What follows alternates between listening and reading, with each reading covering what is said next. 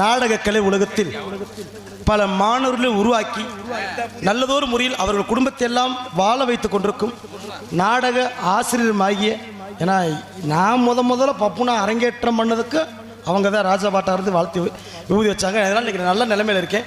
சிறப்பான முறையில் பல மாணவர்களை உருவாக்கி இன்னும் மதுரை தமிழ்நாடு நாடக நடிகர் சங்கத்தில் செல்ல பிள்ளையாக திகழக்கூடிய அன்பு நாடக ஆசிரியர் மதுரை மாநகரத்தை எம் செல்வமணிஸ் அவர்களுக்கு நமது ராதாகிருஷ்ணன் அவர்கள் குடும்பத்து சார்பாகவும் அன்பு சார்ந்த கிராமத்தார சார்பாகவும் இங்கு பொன்னாடை அணிவித்து சந்தனமாலை அணிவித்து மற்றும் சிறப்பாக அவர்களுக்கு கௌரவப்படுத்தப்படுகிறார்கள்.